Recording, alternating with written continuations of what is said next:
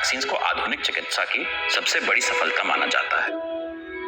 Vaccine कई तरह की होती हैं, कुछ में कमजोर या मृत जर्म्स होते हैं और कुछ में आरएनए जैसे जेनेटिक पदार्थ होते हैं। आमतौर पर वैक्सीन को इंजेक्शन के माध्यम से दिया जाता है, लेकिन और भी तरीके हैं।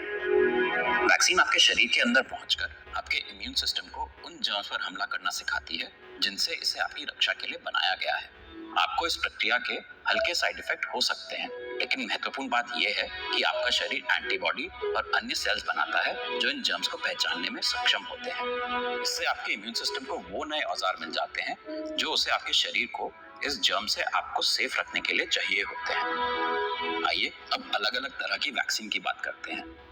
लाइव अटेन्युएटेड वैक्सीन जीवित लेकिन कमजोर जर्म्स का इस्तेमाल करती हैं। ये उन्हें नेचुरल इन्फेक्शन के सबसे करीब बनाता है और इस वजह से ये सबसे स्ट्रॉन्ग इम्यूनिटी देती हैं। उदाहरण है एमएमआर और chicken pox vaccine. Inactivated vaccine निष्क्रिय या मृत जर्म्स का इस्तेमाल करती हैं। अक्सर समय के साथ इन वैक्सीन के बूस्टर शॉट्स की जरूरत होती है। उदाहरण है फ्लू, पोलियो और रेबीज की वैक्सीन। इनके अलावा कोवैक्सीन भी इस प्रकार की ही वैक्सीन है। टॉक्सॉइड वैक्सीन कीटाणुओं द्वारा बनाए गए टॉक्सिन्स नामक हानिकारक पदार्थों से रक्षा करती हैं। ये वैक्सीन इन टॉक्सिन्स के कमजोर रूपों का इस्तेमाल करती हैं जिन्हें टॉक्सॉइड कहा जाता है। इन टीकों को भी अक्सर बूस्टर शॉट्स की आवश्यकता होती है और इनके उदाहरण हैं डीपीटी वैक्सीन के डिप्थीरिया और टेटनस वाले भाग। सब यूनिट और कॉन्जुगेट वैक्सीन जर्म्स के सिर्फ एक खास भाग का इस्तेमाल करती हैं। वे जर्म के उस भाग के खिलाफ मजबूत इम्यूनिटी देती हैं। इन वैक्सीन के भी बूस्टर शॉट की जरूरत पड़ सकती है। इसका एक उदाहरण है हेपेटाइटिस बी की वैक्सीन और नोवावैक्स की कोविड-19 वैक्सीन भी एक प्रोटीन सब यूनिट वैक्सीन है।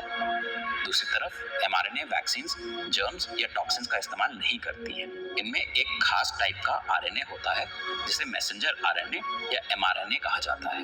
एमआरएनए आपके सेल्स को जर्म्स का एंटीजन बनाने का निर्देश देता है, जिससे इम्यून सिस्टम हरकत में आ जाता है। फाइजर और मॉडर्ना की कोविड वैक्सीन एमआरएनए वैक्सीन का ही उदाहरण है। वायरल वेक्टर वैक्सीन जर्म्स के ही जेनेटिक मटेरियल का इस्तेमाल करके आपके इम्यून सिस्टम को जर्म का एंटीजन बनाने का निर्देश देती है। इन निर्देशों को आपके सेल्स तक पहुंचने के लिए जेनेटिक मटेरियल को एक अलग सुरक्षित वायरस के अंदर डाला जाता है। कोविड-19 की वैक्सीन स्पुतनिक वी और कोविशील्ड इसके उदाहरण हैं। ये जानना महत्वपूर्ण है कि वैक्सीन न सिर्फ आपकी बल्कि आपके आसपास सब लोगों की भी रक्षा करती हैं। वैक्सीन जिन बीमारियों से बचाती हैं उनमें से कई इंसानों से इंसानों में फैलती हैं। जब कुछ ही लोगों को वैक्सीन लगी होती है तो बीमारी फैलने का खतरा ज्यादा होता है, लेकिन अगर ज्यादातर लोगों को वैक्सीन लग गई होती है तो बीमारी फैलने की संभावना बहुत कम हो जाती है। इसे हर्ड इम्यूनिटी कहते हैं।